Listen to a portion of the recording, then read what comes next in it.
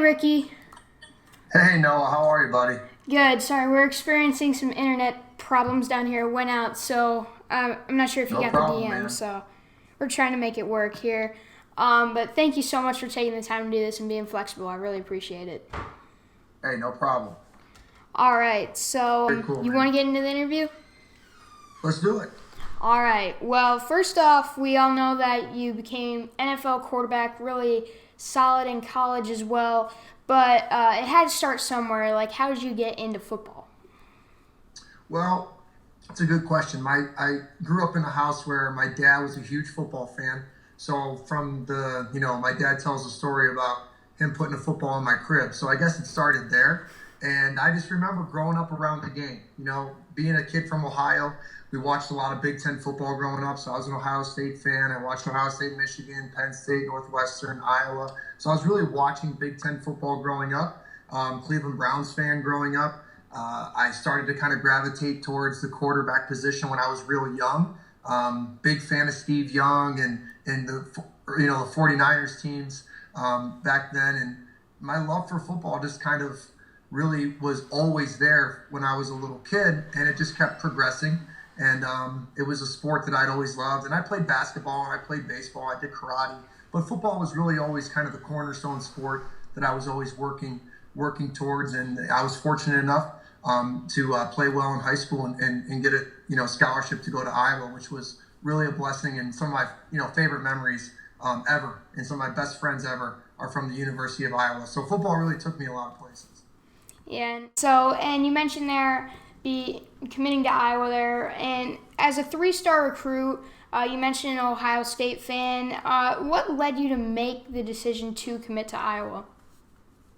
So I was mostly recruited by MAC schools. So I had Akron and Kent State and Toledo and some of these other schools were, heavily recruiting me. And then it was kind of late in my, middle senior campaign that, Iowa came in. And I was, like I said, I grew up around the Big Ten. So once that atmosphere and that culture was presented and I got to go visit the University of Iowa and meet Coach Ferentz and get to see, the campus and kind of be around it, I was sold. It really, once coming back from the Iowa trip, it was between Iowa and Miami of Ohio. And so I went to Miami of Ohio. I loved it. It was a great time. It was a beautiful campus. Loved the head coach. Then I went to Iowa and I was just like, I love it here too, but it's got that Big Ten and there's something special about Coach Ferentz. And that's really what led me to Iowa. Yeah, it's a really special place. Kinnick, as a Hawkeye fan, I've gotten to experience a few games there. And, once you're there, you're hooked. And you got to start there. You took over your sophomore year, and you threw 14 touchdowns as well. Really good. So how did that early experience help you later on in your career? Oh, it was huge. When I first got to Iowa, I couldn't see the field with a telescope. It was really, I struggled. I had that, and I felt the same way when I went to high school. When I walked in as a freshman, I was like, there's no way I'm going to play varsity football. It just seemed too fast and the kids were too big. And the same kind of thing happened when I got to Iowa. So within those 2 years, I was able to make some pretty big leaps with, the help of my teammates and the coaching staff and the strength staff. And then in that third year, I got a chance to go and compete. And getting on the field early and having a little success mixed with some adversity, to be honest, in that early part of that, season that I did get to start, it really helped me kind of, build that mental toughness and build that sort of emotional toughness that is needed at the Big Ten level, that's needed at the quarterback position level, to go ahead and play well in what, turns out to be a lot of close football games that you're going to play in the Big Ten. And that my first year starting was no different. We were in a lot of battles, and we were, I think, 3-3 at one point in the season, and we kind of had to, turn everything around and get going in the right direction. So that season was huge for me to give me the confidence I needed, to kind of give me a chance to show it on the field and start to become a leader and not just become a guy who was a backup and down on the roster. So that season was huge for me, and then it was kind of gave me a shot to create a little momentum and keep building off of the early success. Yeah, and you certainly did. The next year you went to the Outback Bowl, faced South Carolina. I believe it was Vanderbilt. It was either that or the Orange Bowl. He said was his favorite game ever. And so I'm just wondering, just walk us through that game. And you completely destroyed that Gamecocks defense too. And just what was that first bowl game experience like? It was great, and it was the first time kind of playing outside the conference, playing an opponent that you don't know a lot about because you haven't really paid attention to that conference leading up to it. And then they had a very talented football team. They had a lot of talent on the defensive end. They had a lot of athletes, and they would definitely disguise their coverages early on. And so as a young kid, I remember paying close attention to trying to hone in the pre-snap read and the post-snap read. It was a defense that presented a challenge to us offensively. But, Coach Ferentz does a great job during bowl prep of getting everybody ready to go, getting the mindset ready. There's a long window there, and the Outback Bowl game is kind of falls a little bit later, so it's easy to get distracted. And Coach did a great job of keeping us focused, and it was a lot of fun to be down there in Tampa and to go ahead and get that first bowl victory. Everybody was fired up, and we were able to handle their challenging defense. And, it was kind of, we rode that momentum of that middle point of the season, really that, Penn State game, that close Penn State game at our place, where we were able to get the win with, Murray's field goal. That really changed things for that team. We had a ton of confidence from that point on, and we knew if we did what we were supposed to do at each practice and focus, that no matter who they put out there, we had a chance of winning that game. Yeah, and I was wondering about that Penn State game on the road. We had real soggy, just bad weather day, and you guys were able to beat number 5 in that crazy environment. Walk us through that, and what was going through your head being able to beat a tough team ranked that high on the road? Yeah, so in 2008, we had the Penn State game at home, and they were third, and we kind of upset them, and that led us into the Outback Bowl. And then the next year we came back, and then that was when we went to Penn State. And they were 5, and we were ranked, and they wanted revenge. It's like we're at their stadium now. They had a chance at a national championship, so we kind of spoiled their national championship the year before. So they were really amped up. It was a wet game. The conditions weren't great. And I remember they hit a home run post ball to start the game, and it was just electrified the stadium. So not only we're playing a very good opponent, but that crowd noise there is it's really one of the best, if not right up there with Ohio State, and I'm sure some of the SEC schools. So you kind of are dealing with a lot of different factors, but the kind of the common denominator that I always bring everybody back to when I'm talking about the the Iowa days is Coach Ferentz and his leadership, because it kind of works its way down the ranks, and everybody keeps that calm reserve. Everybody's working on just that next play and focusing on just that next play, and we're able to stay optimistic. And that 2009 team was a very optimistic team. We had to come back from some deficits. We had to handle adversity, and Penn State game was no different. And we were just able to kind of keep a steady game plan going, keep them within our reach. And we had a great play by Adrian Claiborne on the punt block. That was really the play of the day there. And that kind of speaks to that 2009 team. We had 2 blocked field goals in the first game versus Northern Iowa. We had the punt block versus Penn State. So we were able to win games in interesting ways. We were able to capture momentum and fight adversity, which was the big thing for us, being in a lot of close football games. Yeah, and thing about Kirk Ferentz, you can tell just what a leader he is. Just watching him on TV, his facial expressions, you rarely see him change, and that's just kind of the guy you feel comfortable being in charge of your team. And so another crazy game was that Michigan State one, where with the final second touchdown to Marvin McNutt. As a Hawkeye fan, I go through highlights from Iowa history, and that always pops up. Just what was going on, what was going through your head as the quarterback in that moment, and what allowed you to come through in that situation? Yeah, that game is a funny one for us as an offense, because we really did nothing. We did not move the ball. We did start to catch a little bit of momentum there in the late third, late fourth. We did have 2 shots in the red zone to score on Michigan State, and we probably could have put the game away, to be honest, earlier had we had put the ball in the end zone at those moments. But but we struggled. We struggled to get some momentum going. So after they go down to score, they had the little like hook and ladder play, and then they throw a touchdown to Blair White. It was kind of like, I don't know why it feels this way, but it almost felt like the pressure was off. It was like, well, we got one last drive. We haven't done much. Let's just go out there and whip it around, and let's try to get down the field. There's nothing else to lose. And, the first play out the gate, we were able to get a completion, and that's huge. When you're able to get a completion, and then we got another one, and then Trey broke off a nice long run down the right sideline. And then once we got down into the red zone, we got a few shots at it, and it took us all the way to fourth down. But at that moment, we were very calm, the actual play to Marvin, because we had seen their coverage 3 plays in a row. They had brought blitz 0, meaning they're gonna empty the house. Everybody's coming after us. They're gonna blitz everybody. So we knew that if we just got into formation where we could get a one-on-one with Marvin, who was actually very fresh because he had kind of had a little thumb injury that he was kind of nursing throughout the game, throughout the week and leading up to that game. So once we got Marvin in a one-on-one situation on a slant, I was actually probably the calmest I'd been all night in that moment, because it's almost pitch and catch, like it's backyard football at that point. He's got to beat a one-on-one, corner, and we knew Marvin could do that. Excuse me. So, that was a really awesome moment. It was well game planned by Coach. Thank goodness that Coach Ferentz and Coach O'Keefe called timeout before that. Let us regather. Let us think about it. And, we predicted they were going to blitz, and they did, and Marvin did a great job.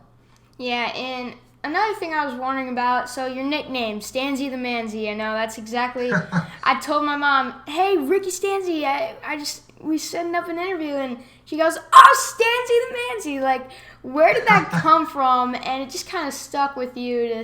What did you think of that nickname? I mean, in Iowa City, the nicknames are kind of up to the students. It's like up to whoever, creates these things. So I really had no say. It was just kind of all of a sudden people would call me Stanzi the Manzi. So I was, all right, that sounds good to me. That stuff kind of started in early 2008, I think it was. Stanzi time. I had some buddies. To be honest, I had a couple friends that were, on the soccer team, or they were in some frats, and they weren't football guys, but we had known them from the dorm rooms. And they had made some T-shirts. They just kind of made some puns and some funny T-shirts, and they kind of like started a grassroots type thing. And I don't know, it just kind of caught momentum, and these things just kind of, they build a life of their own. But the next thing you know, there's people making T-shirts and signs and stuff, and it's all good. It's all fun. I still, to this day, on the regular, I have interactions with Iowa fans, because like yourself, you guys know, it's just such a passionate fan base that, they really they love their football. They really do. And so that's a blessing for us as players, because that's such a huge momentum builder for us to have the fans on the road. Obviously the fans in Kinnick are something else. So it's just one of those fun things that kind of got a life of its own and just kept rolling. Oh yeah, and especially in those big games. I was at the Ohio State upset, and after that first pick six, I tried telling my grandpa something, but it was so loud I couldn't even hear myself speak.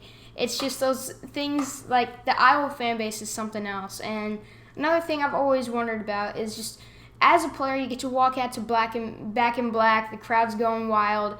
Just walk us through that moment, your perspective as a Hawkeye player, walking out to that song. Yeah, it's surreal. It really is. I mean, me on a personal level, from when I got to Iowa to when I was actually a starter, like I told you, I had those moments where I was like, man, I don't know if this is for me. Like, I don't know if I'm going to get on the field. I don't know if I'm going to be good enough. And so having that little bit of doubt that you have to overcome, when you do get to those moments where you're in it, you're the starting quarterback, you're a team captain, you're at the front of the line, when you had been, redshirt freshman, scrawny guy at the back of the line that didn't ever think he'd get to the front. It's very surreal.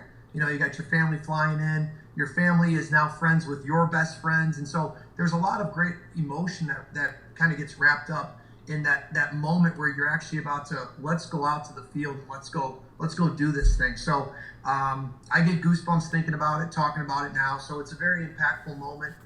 To go back this past season to be the honorary captain for the Penn State game, it was like I never left. It was the same kind of emotion and the same kind of excitement in that stadium. And it's a special moment when you're entering that field. And Iowa's got a specific little way they do it. A lot of colleges have their own little tradition, and ours is special in its own way. And you're walking out there with the college students, the student section right behind you, and the noise is it's unimaginable. And then you add like a night game into it, it just makes it that much more rowdy. So there's a lot of great memories with just entering the field, not even the actual game, just getting ready to go is a lot of great memories attached to it. And I can imagine like going out there on those nights where they got the black and gold sections.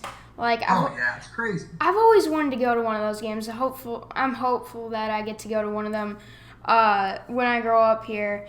And so you also played in another big-time bowl game, the Orange Bowl, in Miami. Just what was that experience like for you? Because that's one of the biggest bowl games around. Yeah, it was a blast. We had that 2009 season was crazy. There were so many different games and wild moments and a lot of adversity and a lot of come from behinds. And so, I got injured, a few weeks before. So I was kind of at that point, what's my ankle going to be like when we actually hit the field at the Orange Bowl? Will it be ready? And with the help of the training staff and the strength staff, obviously I was able to have time. And with, Ned Amendola doing a great job on the surgery, I was able to get ready to go. So for me, just getting healthy kind of kept me, on track because I was super focused on that and just getting ready to go to face a very good Georgia Tech defense. They had some studs up there. They had I had one guy who was a first-round pick on the D-line. So, we knew we had a challenge, and, our defense really did a tremendous job that game. And it was a game that we felt the score probably made it seem like it was closer than it was. We always felt like we had the momentum in our favor during that game, and we felt like we always kind of had our foot on the gas pedal. And once again, it speaks back to Coach Ferentz being able to get the guys ready to go. The Orange Bowl was later than most because of it being a BCS, so it was a long bowl prep. I remember that. But that was a really surreal game for all of us too. It had been a big season. We had come from behind many times, and for us to go there and get that victory and to cap off the season, it was a lot of fun. Really great moment. And what's it like for you now? I wonder, watching these games and being like, you were once in that situation. Do you ever just kick back and think like, man, those were the good old days? And what's it like to watch these as a fan? It's fun. I mean, it's a lot of fun to watch these guys play. And this past year I had a couple talks with Coach O'Keefe.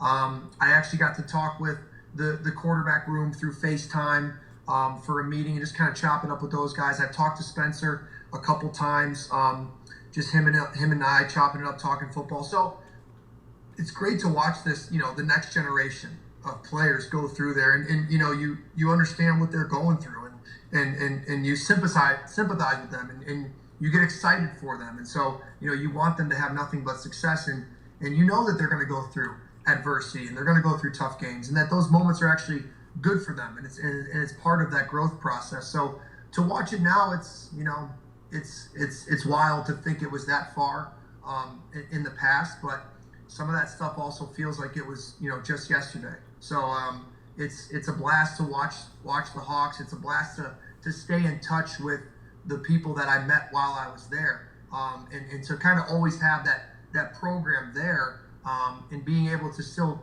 communicate with those guys, communicate with Coach Ferentz and Coach O'Keefe and Broderick Binns and Joe Conklin, and still kind of keep in touch with the Iowa family is it's something that really never goes away. And once you're a Hawkeye, once you're in that program, it's like you're a Hawkeye for life. And so to get to watch them is surreal, and I wish them nothing but the best. And I'm obviously always rooting for a Hawkeye victory. And they're always, as long as they got Coach Ferentz in that corner to keep those guys moving in the right direction, taking it one game at a time, they're always going to go out there and put their best effort. Man, and Spencer Petras, he has a cannon. Yes. I remember me and my friend, both Hawkeye fans, we'd text back and forth we're so excited because we see he broke all of Jared Goff's records. And, being in that quarterback room, that's probably really fun for a transition year, helping him through it. And so you mentioned there you've been through what they're going through now. And so looking back, what are some of your favorite memories looking back at your Hawkeye career? Well, yeah, the best memory that you get as a player is the camaraderie of being with your teammates. The wins are amazing, obviously. All the bowl game moments, all the close games, all that stuff's awesome. What makes those moments even better is that you're sharing them with your friends and your family. Your family's in town, your friends are going that you've been battling with since you were a freshman, that you've been going through all these tough times with. They're right there next to you, and you're all fighting for the same thing. So that's what's always been so special about this sport to me, is that I'm doing it with my best friends. We're actually out there playing the game together. So these are guys who I still talk with today. These are guys who were, standing up in my wedding. So the biggest memory is all those, really the friends that I met along the way, and the way that our families were able to connect. And then, you kind of pinpoint these specific games. The 2008 Penn State game always sticks out to me. It was kind of the first game that I had played against a top 5 team. We're in Kinnick. It's a night game. We were able to come from behind and lead a drive late. And that game always sticks out. The Michigan State game sticks out. The Indiana game sticks out. I talk about the Indiana game quite a bit. I threw 5 picks before the fourth quarter, and we still won. So there's a lot of fun. They're fun now to talk about because we won. A lot of fun, exciting games to look back on. And like I always said, the thing that I'm always happiest about, and the thing that still keeps bringing me joy today, is all my friends and the way our families got to interact. That's just something you can't replicate without being at a school and going through those 4 years and going through those adverse moments and being able to build those relationships through the wins and the losses. Yeah, you got to fight for what Pat Anger once famously said, the United State of Iowa. Yes. So, and you moved on, and the Chiefs drafted you in the 5th round in the 2012 draft. Was it 2012? 2011. 2011. And so, during the draft, what's going through your mind? Well, I'm just trying to prepare and become the best QB that I can be at that time. That was really the main focus. I was trying to kind of clean up some mechanical issues and try to become, try to really perform well at the measurables that are going to be asked of you at the combine, the 40-yard dash, the vertical, all those things. Now, they don't weigh a bunch for the quarterback as much as they probably do for obviously the wide receiver and the DBs and linebackers and stuff like that. But, the one great advantage I had in that whole process was that being at Iowa and learning from Coach O'Keefe, learning from Coach Ferentz, and being in a system where they ask a lot of the quarterback from a mental standpoint, from, making checks at the line and directing the offense on the field, not being able to look to the sideline. So during that draft process, I was, the thing that I was able to do well was talk the game of football. I would have liked to perform better and throw better during the combine process. But it was a unique process in and of itself. I enjoyed it. I wouldn't want to do it again because it was, it's grueling. It's a grueling job interview. Looking back on it, it was an interesting year because we were in a lockout season. So like my transition during the off season is a little different than it was normally designed to be because of that lockout with the NFL. So, once I got drafted by the Chiefs, I was on the same team as Tony Moriarty. So me and Tony kind of linked up, and we've always been close friends. He was in my wedding. So it was really exciting to go to a team where I knew somebody. It was a Midwest city, and, I was excited to go there and had heard great things about the town. And I really fell in love with Kansas City when I got there. So I was very fortunate to get drafted. It was a dream of mine since I was a little kid. So for it to happen was very cool.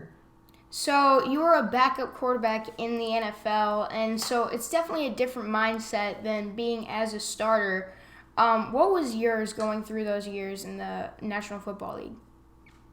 Yeah, just trying to stay ready, trying to get better, trying to put yourself in a position to eventually work to where you could be a full, either full-time number 2 or maybe get a shot at a number 1. And for me, I had struggled with mechanics, coming out of college, and I tried to work on them and kind of got in my own way a little bit. And, I was always trying to kind of fix things and wasn't really ever able to play consistent enough to move my way into a number 1 spot. So for me, I was always just, trying to be a sponge, trying to have my antennas up, trying to learn as much as possible. I was fortunate enough to be in a lot of great quarterback rooms, to learn a lot about the game from some of the best minds that are out there. I mean, at one point, I'm sitting in a meeting room and it's Andy Reid, Doug Peterson, Matt Nagy, Alex Smith, Chase Daniel. So you're in these rooms where there's a lot of great quarterback minds, a lot of great football minds that you get to learn the game from. I'm in, sitting in a meeting room with Matt Stafford and Dan Orlovsky, and so I'm learning the game constantly from these guys. And the NFL experience was great. It's one of those things you look back and you would have loved to have been able to get on the field and showcase. And even in those struggles, though, those struggles led to the job that I do today. So I'm grateful for them, and I'm happy that they happened. And in that process, I got to meet a lot of great people and really learn a little bit more about the game and kind of see how it's done at the professional level. Yeah, and so Julian Vanderbilt, he said that every week him and his teammates would go find the best steaks barbecue in Philadelphia. Did you do anything with your teammates, like on the road, just these little traditions during the season?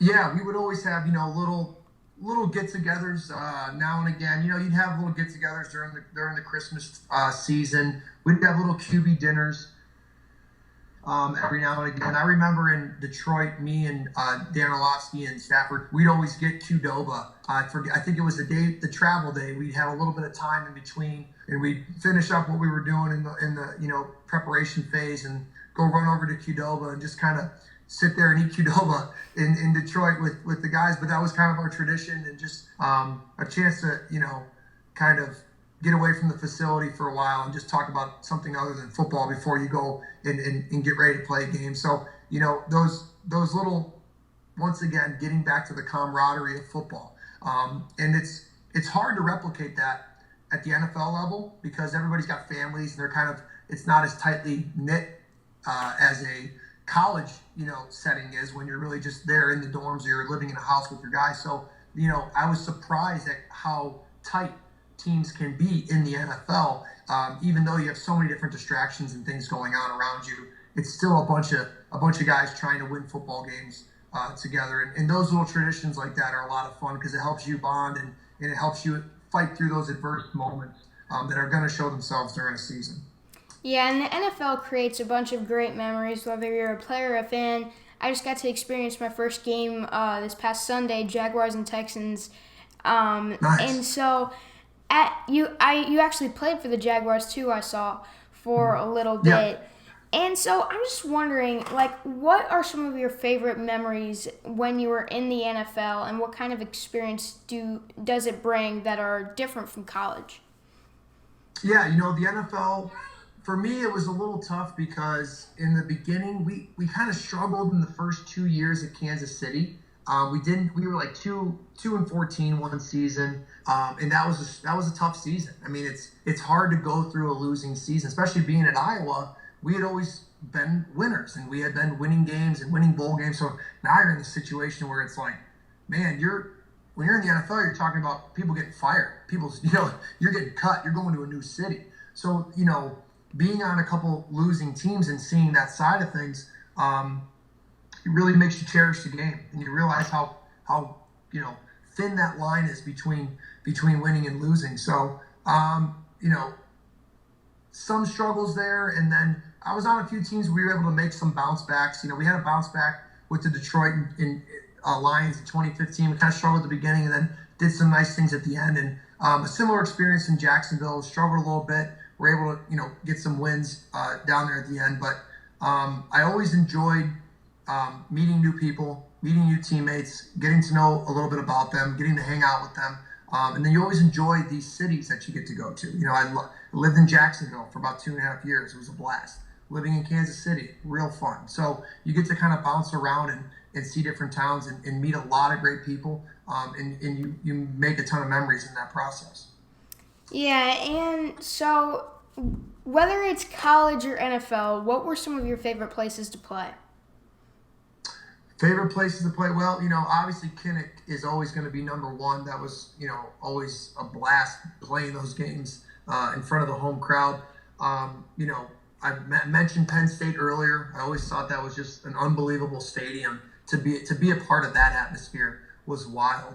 Even later on in that 2009 season, to go to Ohio State and to play there, I wasn't obviously able to play because of the injury, but just to be in that stadium, I mean, it was a big game. It was basically the Big Ten championship that season. So that was a wild atmosphere. And in the NFL, got to be in a couple games in Seattle. I think we had a Monday night game in Seattle with the Lions, which is that stadium is rowdy, real loud. They really get it going there in Seattle. Kansas City, when Kansas City has it going, it's one of the loudest stadiums. So Kansas City has a great atmosphere. Seattle had a great atmosphere. You bounce around. We got to go to London a couple times, so being able to play in that London game was really cool. That's a very unique experience. So, those are the ones that kind of stick out with, kind of going back and trying to remember some of the ones that are really, really kind of potent in my memory. And those are some really cool stadiums to be in. Yeah, and so to finish out the interview, I always do some would you rather questions. Would you be up for it? Okay. All right. For sure. Yeah, I get to know you off the field a little bit. So this is kind of my trademark here. Would you rather eat Italian or Mexican food? Ooh. I got to go with Italian, so I grew up, my dad's 100% Italian, so both grandparents off the boat, so a lot of pasta dinners on Sunday, so I can't skip grandma's pasta, I can't skip my mom's pasta, so Italian for me. Would you rather walk on water or be invisible? Ooh. I guess be invisible, that'd be fun. I could play a lot of pranks on my friends. Oh yes, that'd be fun. And so lastly here, would you rather watch your least favorite sport or the Jets this year? I'll take my least favorite sport. That way maybe I can learn something new. I've seen enough of the Jets for now, so I'll go with the least favorite sport. Maybe next year with Lawrence. Maybe next year. Maybe next year. All right. Well, that's all I got for you. Thank you for being so flexible and everything. I had a great time. Thanks, Noah. I appreciate it, man. All right. Thank you again. Take it easy, buddy. You too.